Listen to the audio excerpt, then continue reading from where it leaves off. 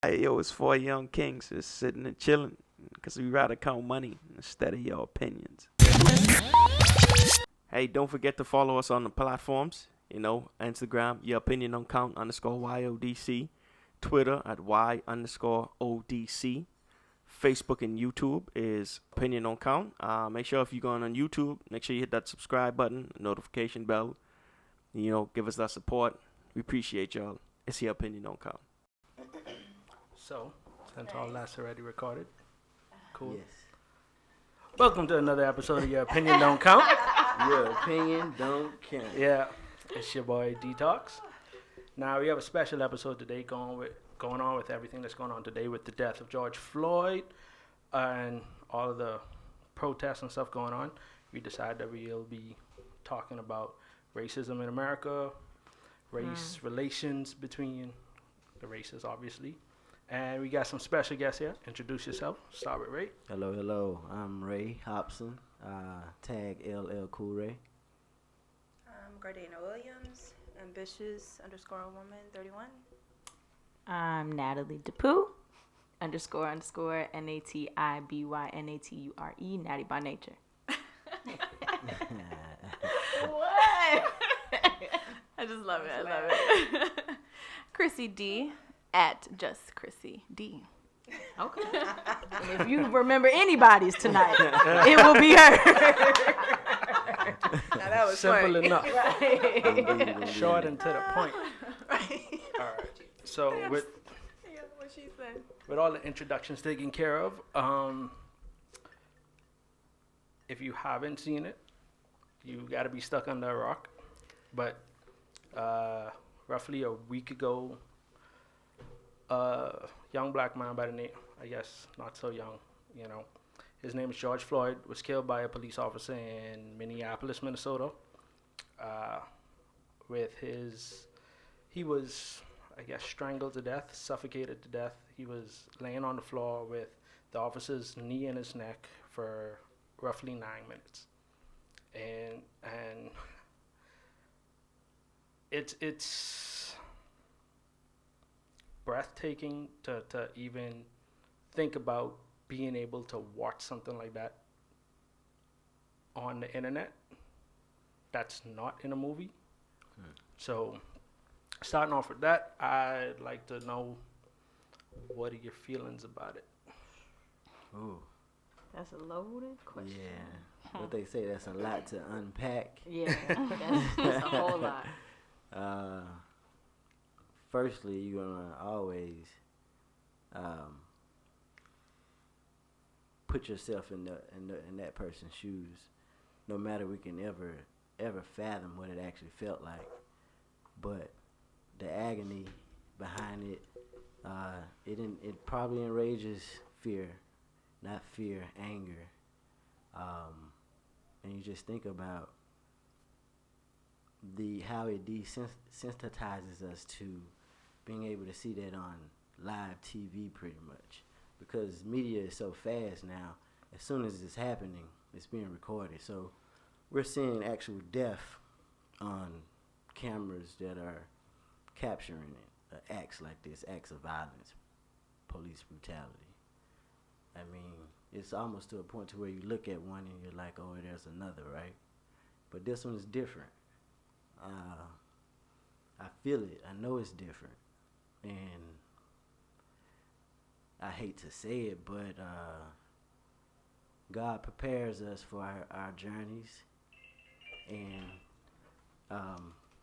at the end of the day, I hope George Floyd knows what he sacrificed is going to be something that really did change the world.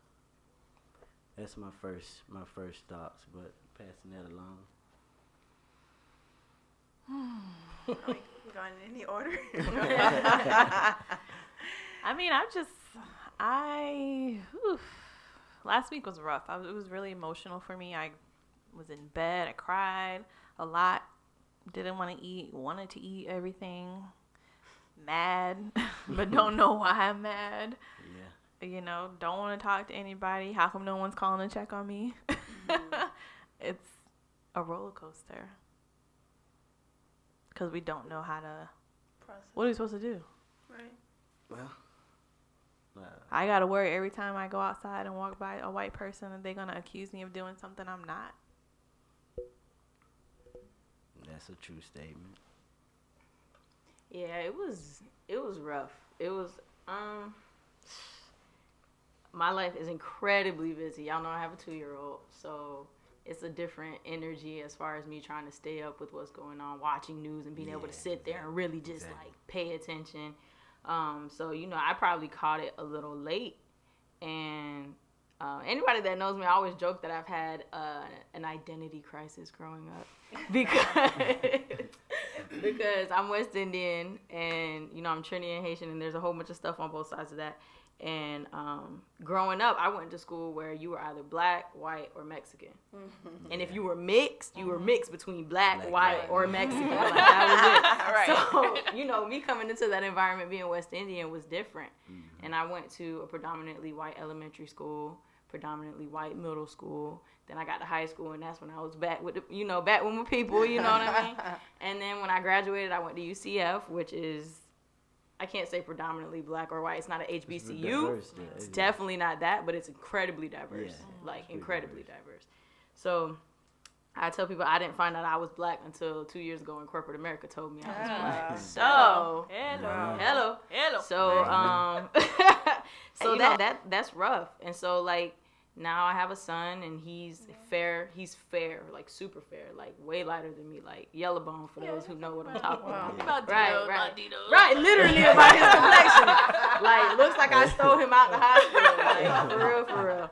And so I think about the fact that he may very well be walking in my same footsteps of the identity crisis. Oh, yeah. You know what I mean? Because there's issues even within the community when you're a certain shade and you're a certain shade of black. You know what I mean? So I'm like, he's going to have to face the fact that you're just black to some people, and to other people, you're going to be all this other stuff, and you're going to have to deal with the weight of both. So it didn't hit me till midweek, and I was really emotional. Like, I cried, and my son was asleep, and I just kind of held him, and I cried. I had that moment, that TLC moment, and I was like, wow, like, I'm going to have this conversation with him. Oh, yeah. I didn't have that. Yeah. Nobody had that conversation with me. Right. So, it's just preparing, like, what, I know what to say, but it's also, like, you can't control how they receive that either. Right. So that was heavy to think about his family being impacted. He had a daughter he left behind. Yeah. And she was young. So, that's rough. Anytime somebody loses a father or a mother or, a figure like that, is hard as a parent to see it. Hey, I think I'm better now. We laugh, so it's a little bit lighter for me. Trying to collect my thoughts around it now. Initially, when I first heard about it, honestly, my feelings were numb, and the reason I say that is because it happens so often. It's like common, it's common for us, So I'm like, okay, here we go, another hashtag, another black man gone, another week of media posts, and everything that comes with it. So I was kind of numb, and I just kind of had to sit with what was going on because, like I said, it's like almost an everyday look at. We had just finished Ahmaud Arbery, and I did the 2.23 miles for him. It was I'm like, okay, immediately after. Right. And I'm like, okay. And with that one, I felt something. I actually did the walk because I walk, I run. I was like, that could have been me. So it's like, it all touches you in a different way. And it took a little bit. I was delayed with this the way I felt because I really don't know why, but when it started last week, I had 4 days of weeping. You know how they say Jesus wept. I would sit inside of a coffee shop trying to read and do some work, and I couldn't stay in because I started to cry. I walked outside, and in front of this coffee shop, I started to cry. I had sunglasses on because I didn't want anybody to pass by and see me. I tried to conceal my tears. Like, it was constantly for days. And then I kind of had to, I had prayed, and I'm spiritual, and I asked God, I'm like, what is this? Like, I was getting mad at the fact that I felt this way, and I had to say, why do I feel this way? And there was a little bit of anger, a little bit of rage, a little bit of sadness. There was just so many emotions, and I'm like, what do I do with this, and why, And it's too early to be starting this with these tears, but, I prayed and I said, God, what is this and why? And I felt like it was the way he felt. He's sad with our nation, with our people, with the way the world is. And I feel like this is spiritual warfare, because if you look at it 100%. and you see, all the protests and the anger and, the positive protests, the peaceful protests, the rioting, the looting, everything that's going on, I'm like, how do I wrap my head around this? Where do I go? And then the scripture came up, and it was Ephesians 6:12, and I believe it was, for we wrestle not against flesh and blood, but against principalities, against powers, against rulers, and against spiritual weakness in high places. So I had to get a perspective around it for my own self, for my own mental health, and just for everything. And Sunday, I went to do work, and I did my reading and my work for my class, and I ended up going to take a walk around Lake Eola, and the protesters were there. I found myself in the crowd with them, and I didn't go out there to protest. I was going to go to the beach. And I couldn't even muster up words because I started crying in the protest. And what was so amazing about it is because I'm like, I don't have words to scream, and I know how I feel inside. Like, my heart is protesting, my mind, everything is in me. I'm feeling this way. I can't muster words. So I see all these people around, and I hear everything, and I'm just weeping still, and I'm taking everything in, and I'm seeing, the white people, people of all nationalities, not just them, but just seeing them and having them there, that did something for me. And finally, I found my way out of it to where I could kind of grasp what's going on, and went out to the police station. I mean, it was just a lot to take in that day. This whole experience is a lot. It is. I'm going to wrap this up because I'm done, but it's I'm still unpacking it. It's a journey. I'm telling you, I can't even put in words. Definitely. So it's a lot. Yeah. It is a lot. All right. My thoughts on this. My thoughts may be actually quite controversial. And the reason I say that is because don't do him like that. Don't do him like slide that. over away from you. I'm ready. She's I'm joking. listening. Nah, I'm here. I'm 'cause- good. the It's perspective. good. Yeah. Yeah, that's what Yeah. it's about. Because as you pointed out, I am of a fair shade, and I grew up in a predominantly black country. Like, white people are the minority; they're less than 10% of the population. And as you said, like, even within the black community, we have that colorism. People look a different shade, and they have different thoughts of you because you're a different shade. So I grow up, and not to say that I don't look at it as racism, but the color of my skin has been pointed out to me growing up. So when I first saw this happen, like, various people posting it online and stuff, and the first time I saw it posted online, the person that I saw posted it, they're always posting things of a racial nature, like, that's all it is. And so for me, my initial thought, I just scroll by it because I don't want to engage in this. And then I started seeing more people post it, so I said, let me sit down and watch this. I sat down, saw the whole video, and I remember the moment in which he lost, like, consciousness. I don't know if that's the moment he died, but that's the moment he lost consciousness. And I was like, so many thoughts thinking into my head from when back in the day Tupac went and helped those guys being beat up by the undercover cops, and I'm thinking, like, you got 2-3 people there recording it, like, why y'all don't rush the cop off of this person? Like, and then I'm seeing that, because in the video I only saw the one other cop, the Asian cop, and I was like, dude, like of all people. Like, come on, man. Like, he's literally saying he can't breathe, and you're literally standing there more worried about people. Yeah, more worried about the people encroaching into your space rather than a man on the floor dying. And given the issues with police brutality over the years, that, I mean, these people are literally recording you and you're not even paying it no mind. Yeah. And so I sat down, and after the video, I started seeing, all of the stuff then coming up with the protests. And I started to think, to me, this issue in particular, I personally cannot say it is due to racism. Not as yet. And the reason I say that is because I have no evidence to say whether the guy is a racist or not. I understand how it could be misconstrued that way, but I'm a person that goes with evidence. I'm not gonna let anybody come, because anybody could think about in their history. You think about you meeting somebody new, and somebody comes to you and whisper in your ear. It could be something good or bad about this person that you just meeting, and what their interpretation of how this person is completely different of your experience of this person. Yeah. So for me, I feel that it could very well be that this guy is a racist, and if that evidence comes out, I will say that. But until then, I can't. But when that brings it around to now, it sparks, because of various people's views on it, it sparks what's happening now and the conversation that we're now happening, because there are instances of racism where you can see that race was a factor. Yeah. And this may just be the hair that broke the camel's back and saying, okay, that may not be the case in this situation, but This is it. all this stuff built up to it, that we can't turn our eye from all these other things. Right. And this is just, you have to compile with the pent upness of, one, everybody been locked up for so long, and all you're doing is being on social media.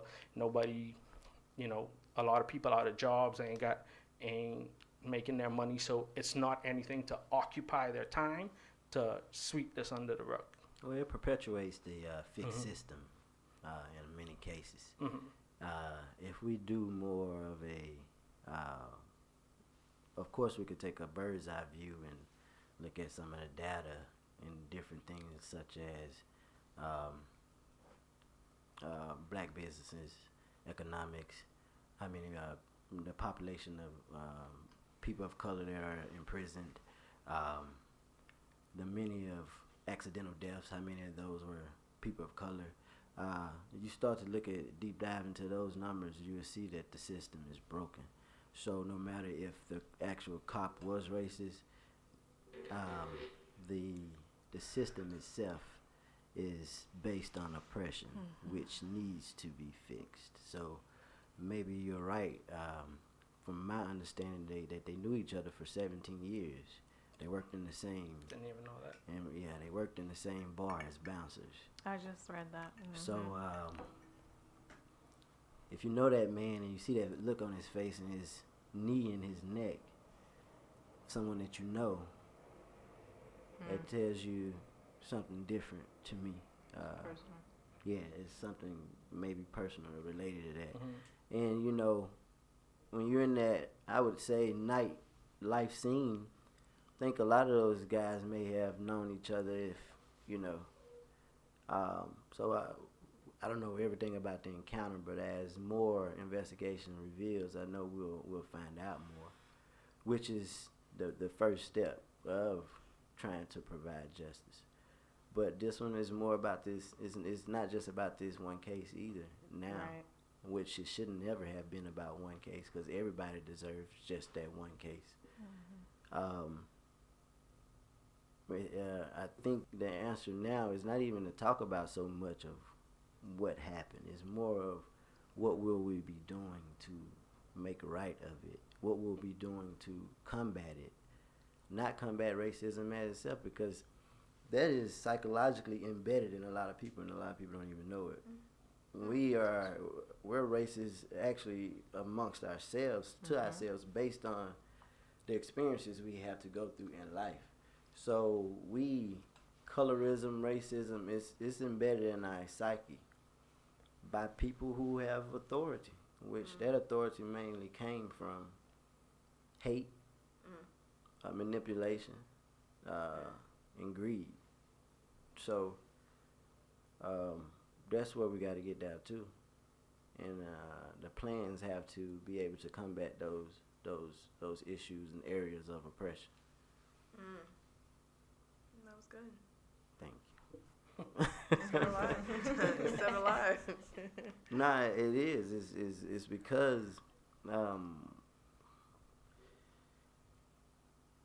like the Drew Brees and the LeBron James thing. Both of these people play sports, right? And this lady is going to tell one to shut up and dribble and tell the other one he has a right to express his opinion.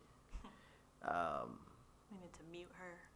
Growing up in the South, growing up in Mississippi, we understand how to navigate those waters, those nasty, deadly waters. We've learned how to kind of, get through that.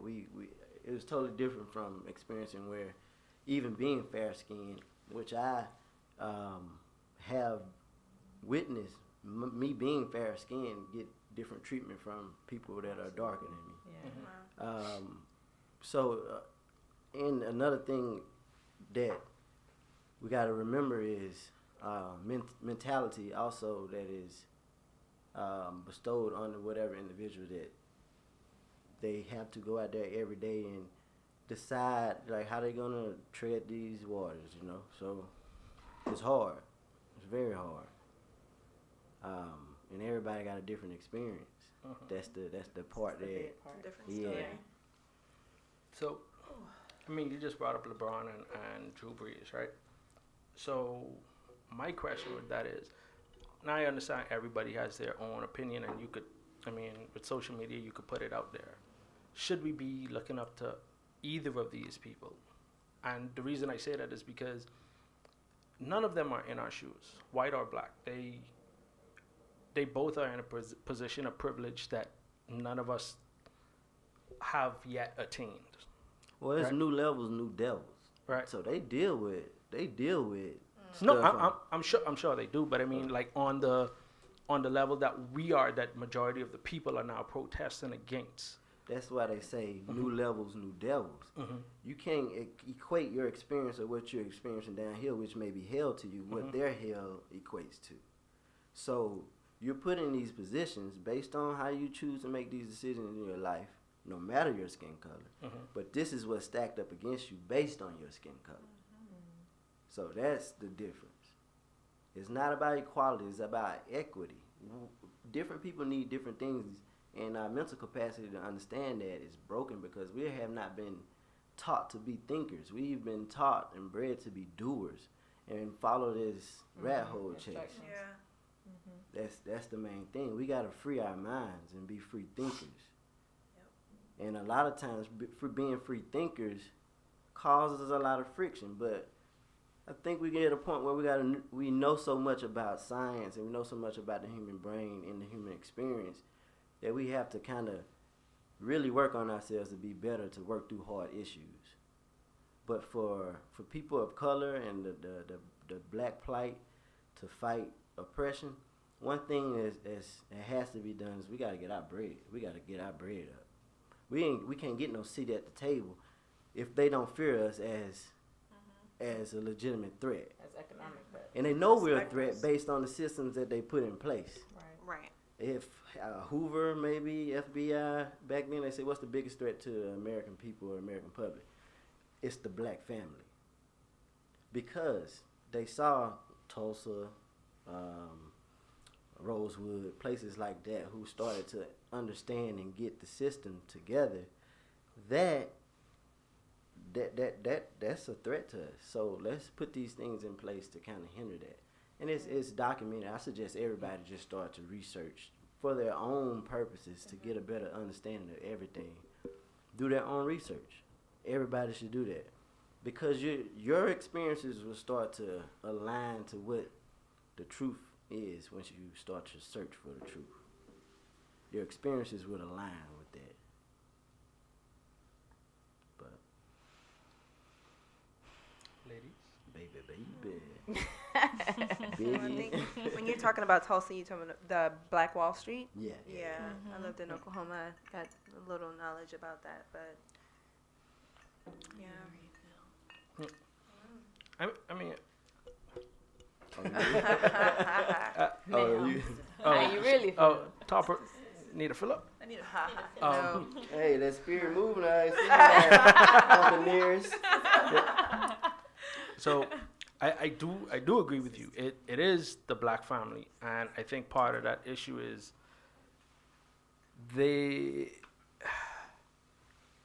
one of the systems and places I think it promotes black single motherhood because like when tax time comes around and you're filling out your tax information, if you're a married couple with a child, you get less money back than if you're a single mother with a child. Oh, yeah. And I also think because they have statistics that show that you have a higher chance of being successful with both parents in the home. And so now the question is how do we, as a community, adjust that? How do we promote two-parent households? That goes back to like, well, I mean, I'm gonna let somebody else go because I got so much I want to say. Right. So how do we promote? Yeah, like how do we encourage people to keep their families together? Yeah, I mean, we know I'm sure we all know where it started from, but we can't go back and change it. So how do we change it now? Another loaded question. Y'all don't want to be I got single in something for it if 2020. y'all. I mean, right. But a lot of people can't just stay together either now because Right. that is not. do just as much harm. I know. It's the choice. I mean, how many going of us in. came from single parent homes? I did. I was forced into it. I lost I my had a mom stepmom. when I was 9. I Oh did. wow. But Okay. he remarried. Okay. So Yeah, we've my all dad had some blended. type of shifting Right. parental experience. Yeah. How about Okay. you? No, I grew up with both my parents. Oh. Okay. Look at us. We this like, podcast. look at you over there. And he Being got a all different story. Right. Everybody's like, Oh, lucky That's man. it. And that's when stuff like that comes Yeah, exactly. Privilege much. Because you light skin. It's because you light. Right. But you know the crazy thing with that is even with that, when I left home, because both of my parents still live back in the Bahamas. When I left home, I first went to Miami for college, and I was only there for a year. The following year, I moved to North Carolina, and I went there with $1,200 in my pocket. Moved up there with a girlfriend, and First mistake. No, Right. let love take you where love gotta take you. First mistake. No, it was a mistake, but it taught me some things. I mean, Right? Yeah, that's there what I you was go. gonna say. First lesson, but figure of Yeah, speech. First mistake. But it showed me that at certain points how prideful I could get, because there was things we went through, whereas if I didn't have the pride that I had, I should have left. But I went to a point that I was donating plasma twice a week to get $70 so I could eat. Oh wow. Right? Even I've been there before. and I refused to pick up the phone and call my parents. Yeah. Right? And I think we all go through different experiences in life that obviously get us to where we are. And like you said, you had even though your mom died when you were young, you still had another mother figure in the home. It was And- very beneficial. Right, and so I'm sure that molded you in a certain sense, and it gave you certain values, being able to see that. Right. And I know there with a lot of single mothers, because I have a few friends, and they like love their mother to death. You know what I mean? But I could also see some things about them, because especially in the men, because I mothers love on their kids. Yeah. They love on their kids. It's okay to be daddy politically is correct whoop your and ass. strong, You know. Yeah, I was about to say you don't even have to be. Just say it. Yeah. Right. So, and I think in some of my friends I could see that. Obviously, you have exceptions to the rule, and like I've just been trying to wrap my head about how we could teach this to those up and coming, to say, hey, like, you may not have to be together with this woman, but you have to be there for your child. Well, see, the thing is twofold. You have Planned Parenthood, who was, I think, initiated by the Democrats. Which is what killing our See family. my face? That was hilarious. But I don't really want to get into politics, but you got to think about when we say systemic issue, it is hidden in these different type of programs. So, but family starts with It depends on especially what you believe in. It starts with both man and woman, Right. especially the womb of a woman, where the child is conceived and held. Imagine the power in that and the appreciation that we should have more towards that. Mm. We don't know our actual anatomy enough to understand the actual like the physical the capacity. yeah, to understand the actual elements of what we are when it means for us to create. And when you think about creating, men definitely got to start doing better at finding or attracting a person that the woman that they want to create with, and you co-create together, and that's your first. Pretty much, if people look at family more as what it actually is business, because most of the time, a lot of in scientific terms, the father, the human being, was the only male that wanted to stick around for the interests of the child. That's why the family union and marriage became more of a thing. That's outside of God and religion. You just look at the social constructs of it. It became more of an idea for the father to be of interest in the child's growing and being who the child develops to be. So if you look at it like that, if two people are coming together that's interest, have the same interest and have a creation of birth, and they mold and prime that and groom that birth into an investment, into wealth, which means wealth could be a rich child, a child that is happy, a child that gives new ideas, helping hand, the will to serve to this community.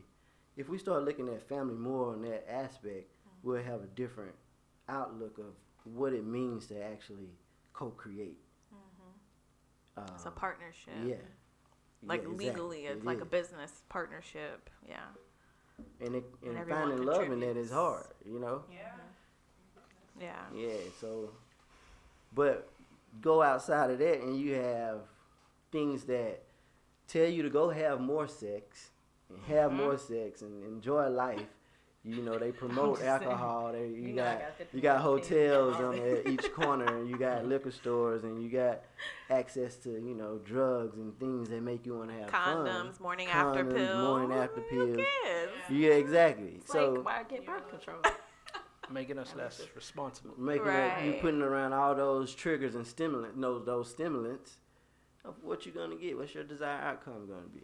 Oops. And I think a go bit. ahead. I don't even mean to cut you, but when you were talking about, as you're saying now about like stimulants and things being there and the temptation being there, like, especially in the world we live in now with social media, is readily available. You know, before you had to kind of sneak around to like, you know, when we were young, you had to sneak around and try to be, you know, promiscuous or whatever. And now it's like, you know, it's a trend, it's a thing. Yeah. And so, I don't know that that's ever gonna go anywhere. I don't know that it's ever going to change. And I think there's a liability on the temptation itself, but then there's a liability like on the person, right? Of course. You know, because I know what my strongholds are, and you know, we can get into beliefs and, you know, religious beliefs and theological beliefs, whatever you believe, but like it still has to do with knowing your truth, right?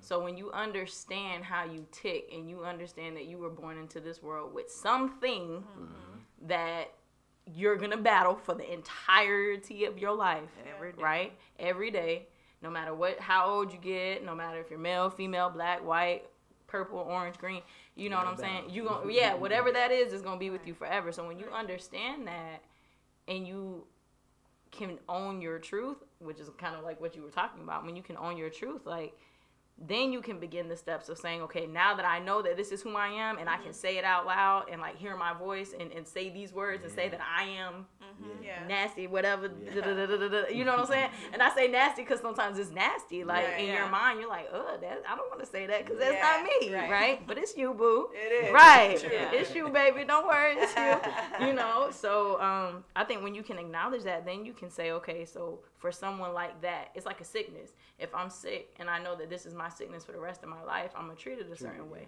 Right. So we're not good at that. we're not good at treating. One, we're not good at acknowledging we're sick. Come on. That part. First thing. And we're not good at, when we figure it out or somebody points it out, we're not good at receiving it. Yeah. And then we can't even get past them 2 points to get to the point of saying, okay, well, how do I set do I do? boundaries for my sickness? Yes. You know what I mean? Woo, boundaries, girl. I just came into that. How many you know what I'm saying? conversations we had about boundaries? Girl, boundaries is a struggle. That's the temptation.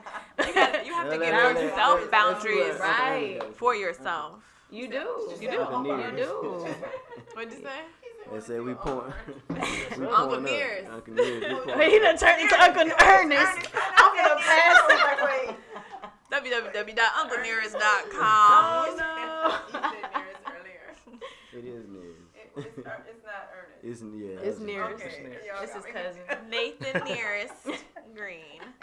Nathan Nearest Green. But now, like that true thing is important, and we just struggle with that. So when we talk about promoting, how do we promote two parents in the household? I want to say example would be a great start. You know what I'm saying? If we can acknowledge it's an issue, then obviously we know that there's an option for a solution. So why we're not doing that is a whole different conversation, right? There's so many factors though, because you're bringing in two completely different or alike, and even if you're alike, you have completely different things about you. You're trying to bring two people together who, in our generation, I hate to say it, a lot of broken people. And when you bring broken with broken, like, that's not going to work, because now you're like, well, why are you not picking up my pieces? And why are you not? And now we're battling the fact that we're both like, dang, I thought I knew you, but now that we're here, I guess I didn't. So easier for us to split, even if we have a kid. So another question then is, I mean, especially since you part Trini, you know, right? So you got Indian roots, Yep, on my and mom's side, for a sure. lot of marriages in India are Very are arranged, and also due to for economic I feel like reasons. I know where you're going with this, and I'm so excited. Yeah. Go. So what if we look at it as a community? Obviously, if you're gonna sleep with somebody, you have a certain attraction for them, right? Right. No matter who you're in a relationship with. One Right. would hope. Well, You would hope. wait. What she's saying Wait, is wait, there wait, are wait. people out Wait, there who it wait, does. wait. People just don't go and do what they do, Look. right? So, right? Well, for one, we gotta look at this Don't turn the too. lights on. Don't turn the lights on. There were actually, black males in slavery, times of slavery, that were meant to breed. Meaning That's what I that was thinking. just go have sex, go have like a sex, machine. go have sex, go have Right. sex. And you got to think about some of these when you're probably trying to grow your, like we talk about, offspring is your wealth, is your investment. Yeah. When you're growing that more hands, especially on the land and labor, where black people were brought to this country to build this country, so you got people that sex is pretty much embedded in their generation. in us. Yeah. So you got to think about like all of that mentality. Y'all, we understand that goes into the idealism of your culture and your nature, and it's embedded in sometimes your DNA. So you have to, like you said, you have to find belief. What do you believe in? What's your structure? And once Right. you find your belief and accept your belief and your realism, you'll hold yourself accountable and have your accountable team. If we talk about team, that is often trying to be broken between. It's Right, 'cause there's so many levels. Yeah, But it's so a- many levels. But up until the 1960s, the black family it was a 19% single motherhood rate. Now it's Today higher. it's 70%. So obviously something changed from 1960 to now. That Tender. War. No, you take you take half in mass incarceration. You take half of like we said, we put all these stimulants in these red zone areas, Redlining. red line areas where you put a whole bunch of people in together to create this idea of crabs in a bucket, which doesn't Right. exist. If crabs wasn't in a bucket, they wouldn't be scratching at each other. They're in a bucket, so they're trying to get to that. But that's not their natural habitat. So we got to erase that. We got to eradicate that out of our mindsets. We don't have to be that. actually, growing up in Go ahead. Ireland, we had crab pens. So if you actually go and look at crabs, black crabs actually pull people down, and the white crabs, they build a wall to try and get out. It's crazy. Right. But being that you said that, having those red line zones, so you mentioned we got to build wealth, right? And so I was bringing that back to the family. What if we look at marriage as a business, arrange it? Okay, you have somebody that you're attracted to, But it's arranged. in some sense, but regardless of what relationship you're gonna get into, you're gonna have fights because you're two different people, and then you just gotta find that person that you could say, hey, regardless of the BS we're gonna go through, we could still work through this. Because there's an end goal. Right, there's a goal for that, It's an because investment. if you're living by yourself, paying $1,000, $1,500 for an apartment, that's you let's just say you make 60 grand a year. Now you add another person that makes 60 grand a year, still paying that $1,000. It's real easy to build wealth real quick, Right. right? Yeah. So Agree. what do we start to view marriage as that? And you can grow. It's my opinion. You can grow the love later. Yeah, no, Right. I don't know about So- that now. You can, Yeah. you can, but most people say, go ahead. I want y'all. I wanted to ask That's you a good if that's where you were going with That- asking yes, her that- about the right, because they do that in in India. India, They do. right. Yeah. They do, and I find the success. I love it. Go ahead. Yeah, no, I I'm all agree. I for wanted it. to hear the conversation. Yeah. I work with a lady Arranged from marriage. India, arranged marriage, right? Mm-hmm. And there's a level of success and like their culture, their kids, and she was a couple of years younger than me, but she said, Gardena, my whole life is set for me. I have my husband, I have my kids, my house, my job. She's just loving life. And then you look at me, on the other hand, I'm swiping left, swiping right. I like hear my tongue. I mean, like, girl, no. I'm like, you know why is the black right? You know why? And that was my season I was tuning in. The black. I've heard. You're game not for you, arranged right? marriage. I've always You're said game for arranged I'm marriage. game. I'm not I'm opposed. game. I'm not opposed. You're game. I'm gay. Hold on. What? I'm not What game. we talking Okay, about? wait. What we Because we can't, again, culturally, this is where the cultural part comes in.